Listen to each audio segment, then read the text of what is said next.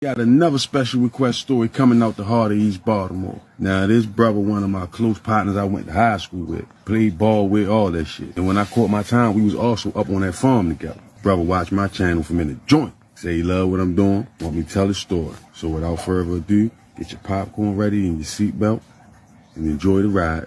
Now, this brother grew up down the street from me on Patterson Park. I know his whole family. He had 3 sisters and 1 little brother. All of them was tall. I'm talking about all of them was over 6 feet. But my man was like 6'4" and a beast on that basketball court. I'm talking about he was dunking on shit when he was in high school. Like it wasn't nothing. Everybody in the hood just knew Slim was gonna make it. Well, that was his reality on one hand, but on the other hand, he came from a broken down home. Mother and father were stone cold drug addicts. So instead of playing ball for school, we was going up Lake Clifton at the time. He would be out on the block trying to feed the house. Because if he ain't do it, his mother and his father was obsolete. So like I said, he only had 1 little brother and 3 sisters. So naturally, him and his little brother was thick as thieves.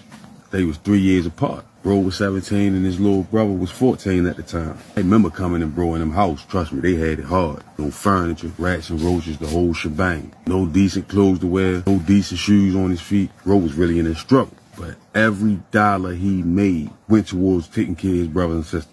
And bro told me, keep it real. He said he wasn't going to get offended if I tell the truth. You know what I mean? I done been in their house and seen with my own eyes 5 people trying to split 1 pack of noodles. And it hurt me to my heart so bad, I go home and steal some shit from my mother to get at them. You know what I'm saying? My nigga for real. But anyway, his little brother was tall too. His little brother was like 6'1" at 14. And we all used to hoop up Colleton Square. That's like Patterson Park and like Preston Street. The real trenches. Same basketball court they was hooping on the wire. But anyway, he used to be up there every day. Soon as school let out, we run in the house, get our basketball. Boy, meet me down there. We down there. Deep on the basketball court. We all used to be on teams. 5-on-5 used to be us 3 and we'd pick up 2 other guys. Demolishing shit down there. The good brother was so tall and long, all I had to do was throw the ball up. He ooped that bit. Boom! Just couldn't do nothing with him. Then I had the crazy jumper. And his little brother had handles, jump, everything. His little brother was a beast too. But anyway, on this one particular evening, we down there, right? All the popular niggas down there from round the way and all the pretty girls. This was back when all the pretty girls used to have either the braces or the 2 golds in their mouth with the basement braids. Yeah. So needless to say, if you was nice in basketball, when them girls was up there, you was gonna show off. Yeah, that's what me and my man, this little brother, used to do. Go in the beast mode. A lot of niggas used to get mad about that, because they knew we was showing off. But anyway, on this particular evening, the good brother, his little brother, is demolishing the nigga that's guarding him. Now, there wasn't no money on the game. It was just a friendly pickup game. But Shorty is demolishing this nigga. I'm talking about pulling up from 3, crossing him up, big assists, dunks, and the girls is going crazy. And the nigga that's guarding him supposed to be a tough guy or whatever. And niggas was timid of Slim, because he was way more off the porch than us back then at the time. He was already playing with pistols, already had a couple under his belt. Even the good brother admitted he wasn't feeling his brother guarding yo, because he know how he is. But he said he's going to let it play out, right? So basically, Shorty embarrassing this nigga. Blowing past him, dipping on him, all that shit. Long story short, this nigga started getting all aggressive because he losing. Shorty really embarrassing him for real. He started filing Shorty real hard on purpose. The niggas broke it up a few times, separated him, right? But then he started trying to bit Shorty or whatever. Putting his hand all in his face, doing all that, right? So you know the good brother right there, that's his little brother. But at the same time, he telling you he want Shorty to be a man. He want to fight his battles. As long as it's one-on-one, he gonna let Shorty scrap, you feel me? Now, he knowing this nigga that he about to get into it with, a dangerous nigga for real. But we from the same hood, it's a fight, you feel me? So bro step up like, man, as long as it's one-on-one, man, y'all can go ahead, y'all from the same neighborhood, y'all can square up, man. Just be dead after that. Long story short, they squares up right there in the middle of the basketball court down Colleton Square. The good brother, little brother, put hands and feet on Slim. Pieced him up, knocked him out, kicked him all in his grill. Everybody witnessing this shit. But it was head up. He got a couple blows in, but I ain't gonna lie, Shorty knocked him out. Niggas got your off of him, separated, broke him up. The good brother tried to make him shake hands. Slim was so discombobulated and embarrassed at the same time. He just walked off in the daze, picked the shirt up and all that shit, walked off the basketball court, right? Everybody was talking about that shit behind your back. And he got his ass whipped. So you know after the fight or whatever, the good brother was just telling his little brother, like, man, you did what you supposed to done. You did a good job. Don't let nobody intimidate you. He said, you're probably going to be in his feelings for a little while. You might have to fight him again. But at the same time, don't trust him. Bro was like, I'm going to talk to him and see where his head at. You know he think he Rambo. Boom, like that, right? The little bro like, all right. Big bro gonna talk to him. So like a couple days after the fight, the good brother runs into Slim in the street, hollers at him, tells him that his little brother don't want no problem or whatever, it was just a fight. And Slim agrees. Like, man, that shit wasn't nothing, man, don't worry about that. Boom. But the good brother was good to hear that happy to hear that noise, right? News. Good brother was happy to hear that news. So when he get back in the house, he let his little brother know, like, you good or whatever. I hollered at him, he gave me his word. Shit ain't gonna go no further. So Shorty was good hearing that. So like everything after that, he was saying, yo, little bro was saying Slim. And Slim was speaking to him when he saying, like, what's up, Shorty?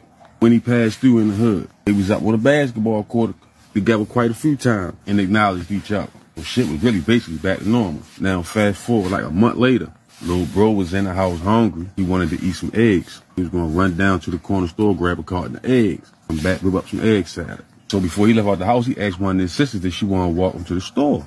At first she was like, no, but when he told her he wasn't gonna bring her nothing back, she agreed to go with him. Now the store wasn't nothing but 2 blocks over. Hop, skip, and a jump. So they both leave out the house together. It's nighttime, street lights on. They slow bopping through the trenches, making their way, walking and talking. So when they get like 20 feet away from the store, his sister spots one of her homegirls. She stopped and get to chit-chatting with her. So he tell his sister, like, I'm gonna go ahead and run in the store while y'all talking. So she like, all right, go ahead. I be in there. So he crosses the street and makes his way towards the store. But the closer he gets to the store, he gets to noticing out of his peripheral vision a dude in a black hoodie walking fast towards him with his head down. And when he seen it, it kind of like shook him a little bit. He kind of like froze in the middle of the street. He stopped dead in his tracks, trying to make out the dude in the hoodie. His conscience must have told him, danger. So he hurried up and spin around and start walking fast back across the street. But when he does this, the dude in the hoodie just take off after him in the middle of the street, open fire. Boom, boom, boom, boom, boom, boom. Hits little bro in his back. Twice, but he's still running. His sister say the nigga chased him across the street and stood over top of him, man. She say little bro ran across the street like he was running towards her. That look on his face like, save me. He say she standing there screaming. Our little brother collapsed in front of her. The nigga just stood over top of her. Boom, boom, boom. Ran off. Left his sister there screaming, holding her little brother. It's a whole section missing out the back of Shorty head. So sis crying, screaming to the top of her lungs, holding her baby brother. Come on, baby, please don't die. It's pandemonium outside. Everybody coming out their houses, standing around, trying to figure out what just happened. And she's sitting there holding him with her brother blood all over her. Sister said that's the worst day of her life, some shit she'll never forget. Here come the police flying up the street, ambulance, fire trucks, the whole shebang. Investigators come yellow, take the scene off, put a white sheet over top of her little brother. She get to screaming to her homegirl, go get my brother, go get my brother. The investigators got her sitting on the steps trying to talk to her. They trying to get information out of her, but she in shock, crying her heart out. She not even responding to them. When the coroner pulled up, put Shorty in the back of the meat wagon. The detectives escort her to the backseat of the patrol car, right? They want to take her downtown, ask her some questions. But before she could get in the car, her big brother, the good brother, he come running down the street, full speed. He run straight up to her, like, what happened? Where you at? He said the only thing she could say was they killed him. He like, who? Bro said she just looked at him like, and when she did that, he knew exactly who did it. Bro said he just looked down at the ground and seen his little brother blood on the ground. Shit broke him. He lost it. Bro said they tried to power wash, clean up the blood off the concrete, say he went off on him. Just the thought of them washing away his brother just broke him down. Now, the investigators, they goes on ahead and take him and his sister down to the station. They take him in the interrogation room, hit him with the 21 questions. But the good brother had already instructed his sister, basically, you don't know nothing. And by him being a big brother, he was basically like their father figure. Whatever he said, that's what it went. So boom, the investigators don't really get much out of them. The family as well as the neighborhood devastated behind what happened. And the nigga that did the shooting ain't been seen since it happened. Cause the good brother was on his ass like booty had. But anyway, it's obvious the nigga laying low and he done relocated somewhere. Cause he wasn't being over east no more. See, at first the brother was going around all over East Baltimore searching, but to no avail. But after a while, it begins to become obvious to the good brother, I'm beating a dead horse here. Obviously, he ain't over east. So the brother start trying to put his life back together, pick up the pieces, and continue to be the father figure for the rest of his brothers and sisters, right? But retaliation still live in his heart. So fast forward a little bit. Now, one of the good brother little sisters, not the one that was there when his little brother was killed, but another one of his little sisters who was pregnant at the time. On this particular evening, she had went down the street to the crime scene where her little brother was killed. And she used to change out the flowers and the teddy bears that was left on the street pole where he lost his life at, the same spot where they had the candlelight visual. She used to go down there, refresh the flowers and stuff like that. So little sis say while she down there throwing the old flowers away, changing out the teddy bears because they got wet in the rain. So she say while she in the middle of tending to that, a green car pulled up in front of her with the tents on it. She said she looking at the car trying to figure out who it is. Passenger side window get to rolling down. It's a female who she know is the sister of the nigga who killed her little brother. From the same neighborhood. He got a big family too. So when sis she see who it is, she bent her face up like, fuck. She say to the girl, like, I don't know what the fuck you doing that for. Fuck that nigga. Them bears and flowers and shit ain't gonna bring him back. Fuck that nigga. And sis say, as soon as she went to go say something back, all the doors on the car just open up. And all these girls just jump out the car and rush towards her. She say when she see this, she start worrying about her baby. Start backpedaling, trying to avoid getting into it with them. She pregnant, she can't run. They jump straight on her. And to her surprise, they were deliberately hitting her in the stomach. Deliberately. She's 7.5 months pregnant. Jumped all on her, whipped her to the floor, stomped her, then jumped back in the car and peeled off.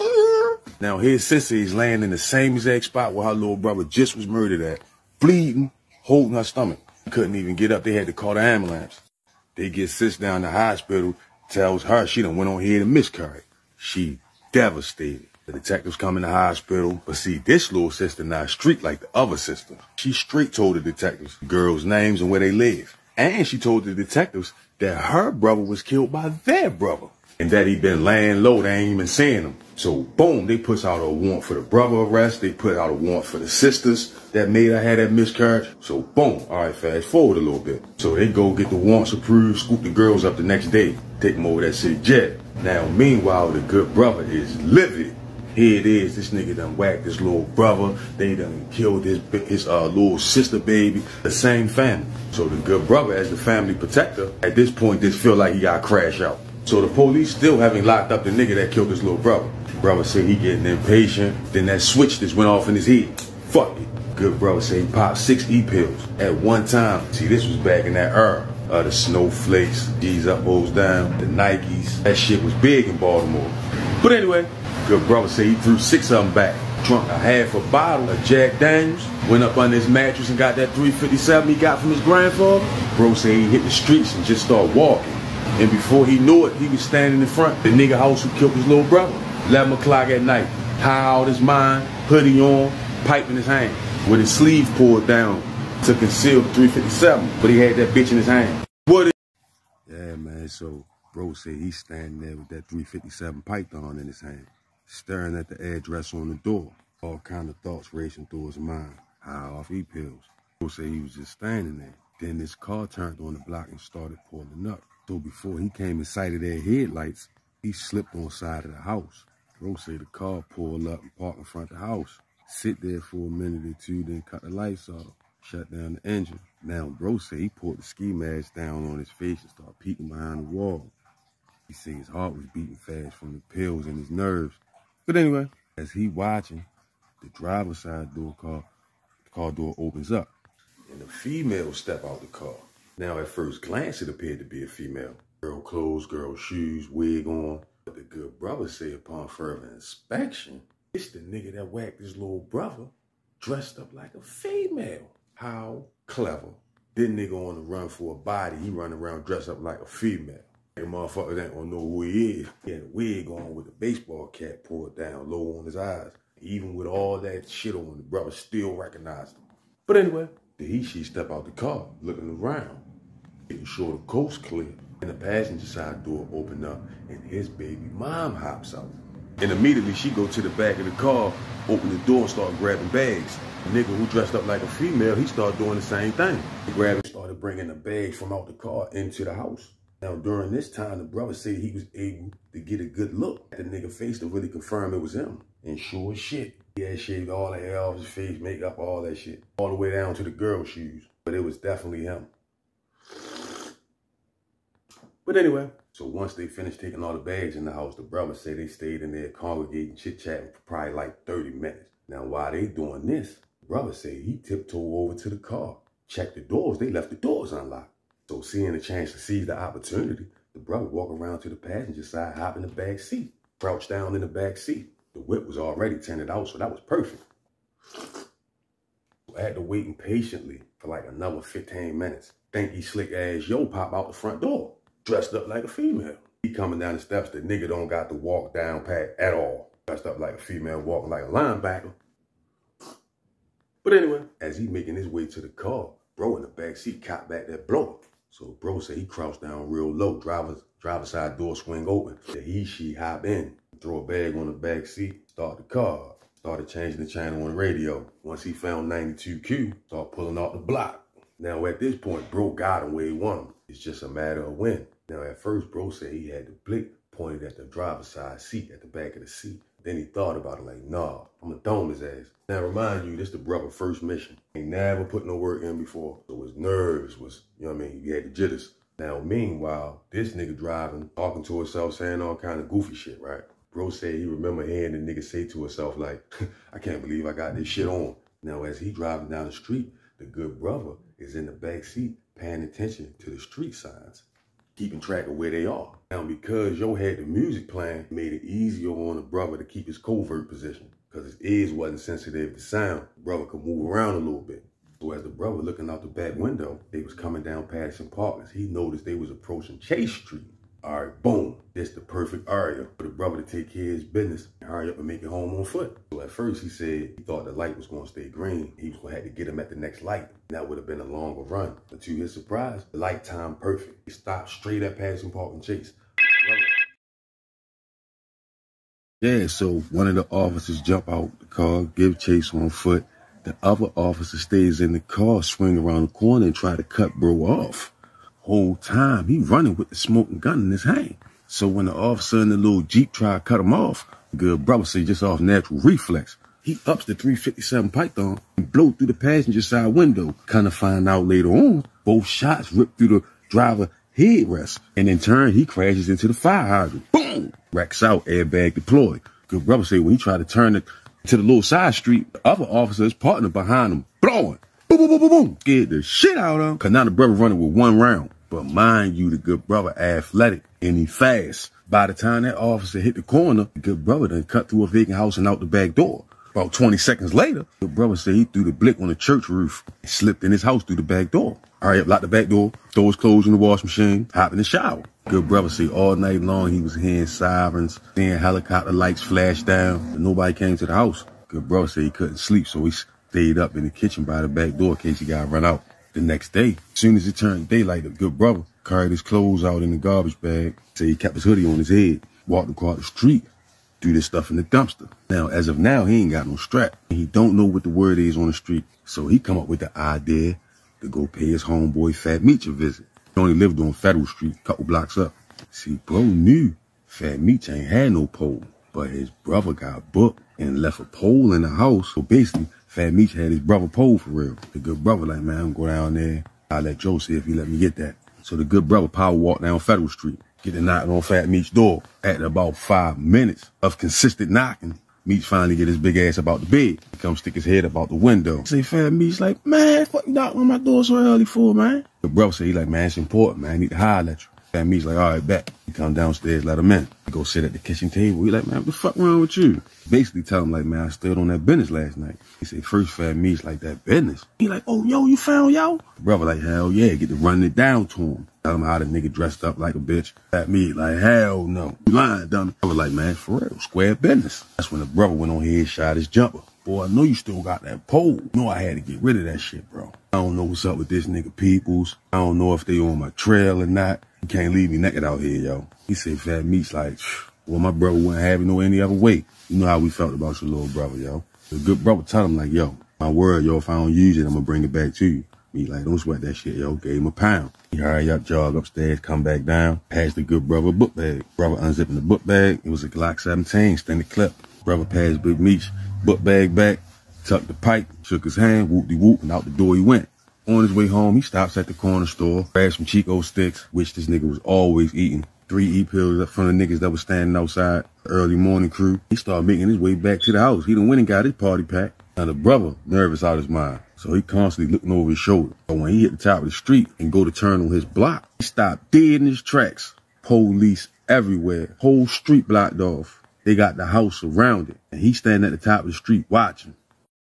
The good brother just standing at the top of the street, frozen in shock to see all of them police around the front of his house. So the brother quickly doubled back. and start taking all the back streets, making his way towards North Avenue. See, if you from Baltimore, then you know North Avenue is hack central. You usually could catch a hack in like 20 seconds. Flag a hack down. But anyway, so his heart racing. He power walking through the back blocks. Glock on him. He burning up. He on fire. He a hot boy right now. He get to going in his pocket, counting his money. Brother said he had 200 left. And he had to pay for a ride to get the fuck out of Dodge. His sisters was in the house sleep. They definitely can't call them right now. So the good brother said he cut across Montford Avenue, Bradford, then went through Port Street out onto North Avenue. Now on this part of North Avenue over east, early in the morning, there's fiends everywhere. There's niggas out trapping everywhere. It's always live. Cars coming and going. It's North Avenue. But anyway, brother pop out off of Port Street, hurry up, get the flagging down the hack.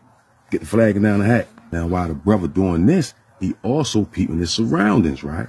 He had been noticed there was a black truck tinted out sitting across the street. By the gas station right there, North Avenue, Bel Air Road, there was a black tinted out truck. But the good brother said why he standing there waving his finger trying to catch a hack. Out of nowhere, a nigga with a shirt tied around his face comes from behind one of the houses on North Avenue and runs down on the black truck full speed and get the blowing. Boom, boom, boom, boom, boom. I'm talking about Swiss cheese the driver's side door. Then take off, run behind the house. Then the brother said he just hear a car pull off. But he never synced the car. Must have went out behind the houses. Brother said he's standing there like, damn. Then a hack nigga pulled up. Like, yo, you need a hack? It was a junkie. The brother like, hell yeah, get in the back seat. Say the junkie get to ask him like, what the fuck just happened? The brother like, I don't know, man. Let's get the fuck from around here. Brother tell him take the Bel Air roadway. Don't go down North Avenue. Police, sirens, ambulances, helicopters, everything. You could hear everything coming. The good brother had that blower on him. He was trying to get the fuck out of Dodge. So he told the hack nigga, take him over west, up Park Heights. So the brother just sitting there in the back seat of the hack with all this shit playing through his mind. Everything that happened the night before, police surround his shit this morning, nigga get blew down in front of him while he trying to catch a hack. Good brother just mentally fucked up right now. He bust the party pack open in the back seat, throw the 3 E-pills back. No water, just swallowed them bitches. Now when they finally get up Park Heights, the good brother pay Finn, yo, get him out his head because the whole ride he was trying to get him to pay up front. Good brother wasn't trying to hit. Now he got out down the street from where he really was going that just so hack yo ain't know where he was, you know what I mean, really going. But once he pulled off, brother walked up 2 blocks. Now normally he wouldn't even be walking through nobody's hood like that. But given the circumstances, and he had that blow on him. He was stepping that day. So when he finally reached his destination, it's some people sitting out on the front. The brother said he was kind of hesitant to go over there at first, but then he said, fuck it. Now this house is an ex-girlfriend that he had when he was in Job Corps that don't nobody know about. They dated in Job Corps, but never really talked again after that. But Shorty was real cool with him, real down to earth. And he had kept my information all them years, not knowing if our shit changed or not. He just showed up on the hope and the prayer. He said when he walked up on the porch, they was looking at him all crazy, basically trying to figure out who he is. For video purposes, we're going to call the girl Sharice. Not our real name, we can call her Sharice. He said when he asked for Sharice, they was cool about it. They went and got her. He just stood out there waiting. It was like 2 dudes and a female sitting on the porch. The dude that was sitting out there, who kind of find out later on, was just her gay friend, Sharice's gay friend. He the one went in the house and went and got her. When she came to the front door and seen him, she just stood there like, oh my God. And so like I say, the good brother and Sharice, they come on downstairs, ass naked, sit at the dinner table and eat the meal that she had prepared earlier. Good brother gave her a compliment on the food. She had went on here, whipped up some crab cakes and shrimp, you feel me? Plus she had some pink Moscato. So over dinner, they had talked about his plans to go ahead on and get out of town. And the brother told her, he said he hadn't decided whether he was going to go north or south. But he ain't had much money left. So Sharice like, damn, for real? Then she just sat there stirring out a glass of wine for a brief moment. Then she broke our silence like, I know where you can get some money. When she said that, the brother all ears. He like, oh yeah? Talk to me. She like, it's this nigga from up here. My homegirl be fucking him. He sell weight. He keep a bunch of money in his house. Then she hit the wine. The good brother get to scratch his head like, bunch of money? How much you talking about? She like, one night, she came over there to pick her homegirl out. They was about to go to the club. But her homegirl wasn't ready, so she had to come in the house. Over at her dude house, she wasn't at her house. She told her to meet her over his shit. So she come in his house. They go upstairs to the bedroom where she in there getting ready in the mirror. He was leaving out the house too. He sat in there in the bedroom on the bed for like a good 20 minutes talking to us. But the whole time he was talking to us, he was counting money. Big bangs. I sat there and watched night after night. He pulled out this bag. He counted like 5,000 in front of me and put the rest back in the bag, stuck the bag in the closet. She like, man, that bag was heavy. I knew it was a lot of money in there. Good brother like, okay. He like, shit, with that I can get out the country. So boom, he like, give me the rundown. She run it down. She give him the address, his regular routine, where he be at, the whole nine. So the brother hit the glass wine while he sitting back processing the information. She looked at him like, you probably gonna need a gun though. The good brother like, don't worry about that. I'll take care of that. Whole time he ain't telling her he got the Glock in his hoodie upstairs in the room. But anyway, they finished their food and drinks, returned back upstairs to the bedroom for another session. They gets it in all through the night. While they laying there in the dark, he tell the good brother like, yeah, my daughter don't come back till tomorrow night, so you can stay here at least till the nighttime tomorrow. So the brother like, cool, that way I can leave here and go take care of the mission. She like, so you dead serious? You for real, huh? The brother like, yes, indeed.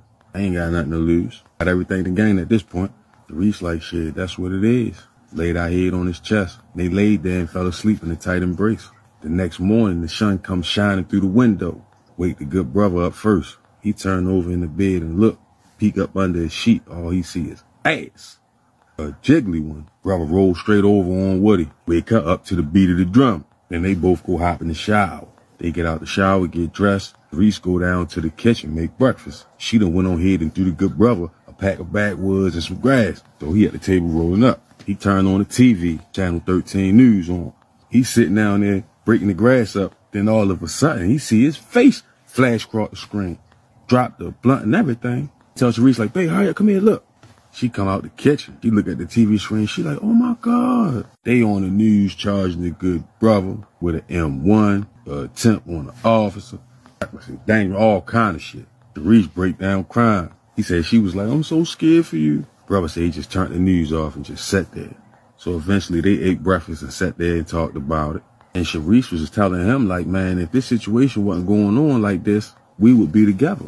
The brother like, I know, right? And in that moment, the brother said he sat there thinking like, damn, why I ain't been came over here, man? But anyway, fast forward a little bit.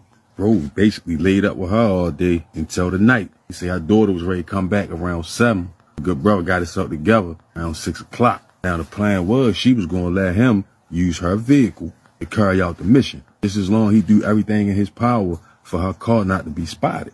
So basically if he was going to use her car, he would have to park all the way down and walk up and do his business so that they don't know what type of car he in.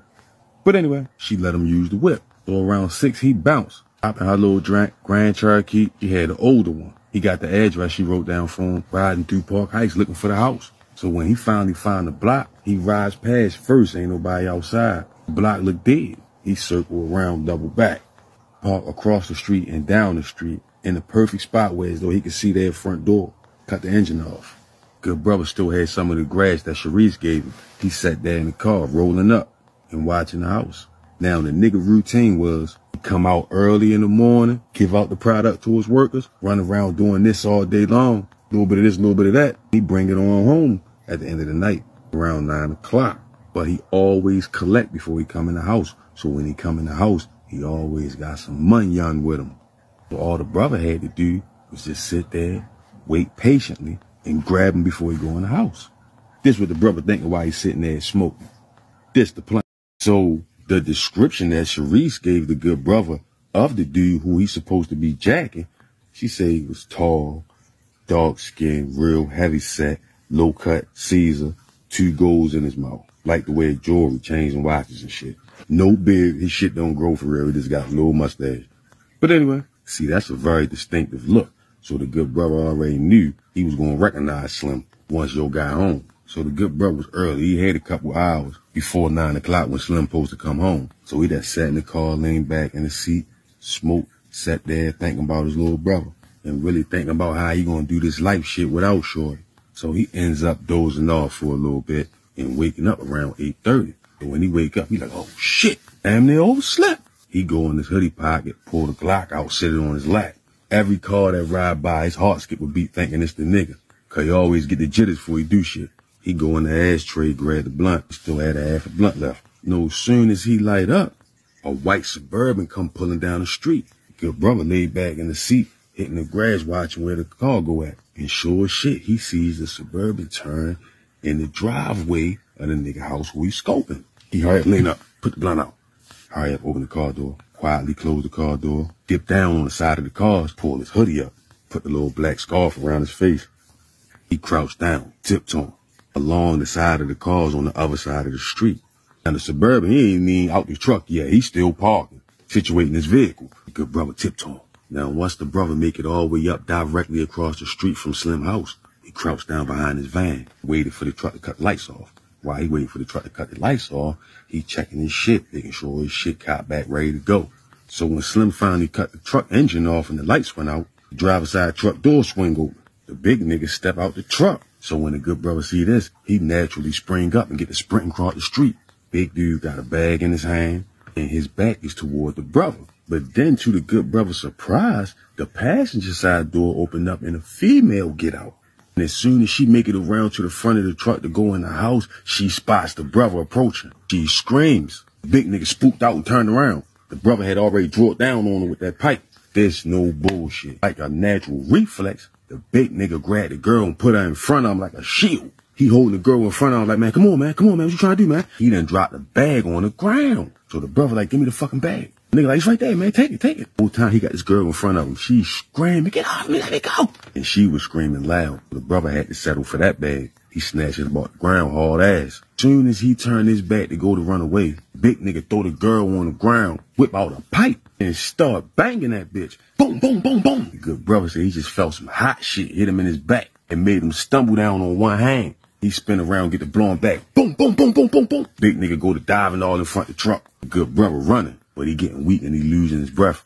He hit. He was running with the bag, but he was getting slower and slower until he collapsed in the middle of the street. And he had made it like a block down, a couple feet away from the car. But his body got heavy on him. He couldn't move. But he was still conscious, could barely breathe. Bo said he on the ground trying to crawl over to the car. Then all of a sudden, he could hear a car coming towards him real fast, dangerously fast. The good brother said all he could do was turn his neck. He really couldn't move his lower body no more. When he sees the nigga he just robbed in the white truck flying towards him with his head like burrowing down on him. The good brother said he look up like, oh shit. What it is, this shit on the ground like, oh shit. Then the nigga in the Suburban just hit the brakes. Brother said he seen his life flash before his eyes. The truck stopped abruptly by his left foot. And the nigga just hop out with that blower in his hand. Talking shit like, yeah, what's up now, you bitch ass nigga? The good brother said he used all his strength to try to raise the pipe up. And without hesitation, Big Slim stand over top of the good brother. Boom, boom. One in the neck, one in the back. Then snatched the bag out the good brother's hand. Hurry up, hop back in the truck. When he pulled off, he rolled over the brother's foot. Good brother said he just laid there choking off his own blood and he passed out. He kind of sort of woke up in the ambulance but went right out of consciousness. 3 surgeries later, he comes to in the hospital. It's a team of doctors in the room. Off the break, bro said he noticed how he couldn't move his lower body. Period. I'm talking about not even a flinch. When the doctors see him come to, they let him know his family was out in the hallway. Then they start telling him what they had to do. He lost a lot of blood. They had to give him transfusions. His ankle got crushed. He was shot in the neck. He had tubes and shit coming out his neck. The brother say the most painful thing to hear of all. He was shot in the back 3 times altogether. And the last bullet hit him in the middle of the back and severed his spinal cord. The doctor told him the reality was he'll never walk again. Bro say he just laid there like, what? But he couldn't talk. He had the oxygen mask on his face, tubes coming out his neck and all that shit.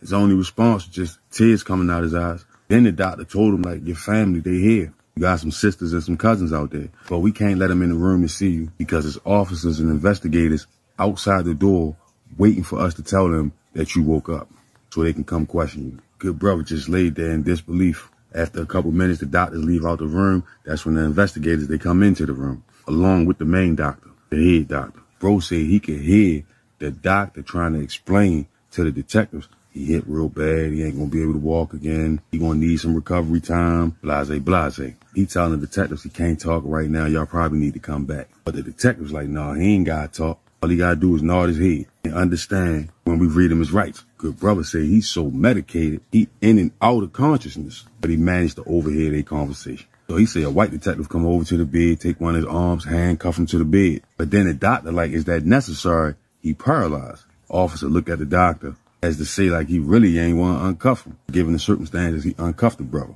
Read him his rights, told him his charges. He had an attempt on the officer. He had an M1 on Slim. gun charge. They found the pipe on the scene. Armed robbery, because the dude that shot him ended up calling the police and turning himself in and telling the story of why he shot the good brother. But he changed the story completely. That along with a whole slew of other charges. I would say the detective asked him, like, do you understand what you're being charged with? Good brother said he ain't even reply. He just closed his eyes and slipped back off into the medication. All right, so fast forward a little bit. Like a year later, they had the brother in like a therapy hospital facility for prisoners, nursing him back to health. At this point, he confined to a wheelchair for life. Ain't nothing they can do about that. Big ass scar on his neck, voice fucked up, and he can barely move his left arm. Whatever that bullet did to his neck fucked his left arm up. Good brother say the whole time he was in there, he was thinking about hanging it up. I didn't want to live like that. Little brother gone. Shit just went all the way bad, real fast. Long story short, the nigga who shot him told on him, came to court. He gave the good brother 20 slices for that, saying that he caused the nigga to shoot him 20 slices. But laugh now, cry later, because that situation got Slim that shot the good brother put under investigation. And 6 months later, after he went to court and testified on the brother, he got raided by the feds and eventually catching 50 slices in a RICO case. But anyway, and on top of all the bullshit, he ended up giving the good brother a life sentence for the M1 on yo that smashed his little brother, and another 15 for blinking at the officer. Altogether, the good brother ended up getting life plus 35, confined to a wheelchair. Long live the gorilla, free my brother, man.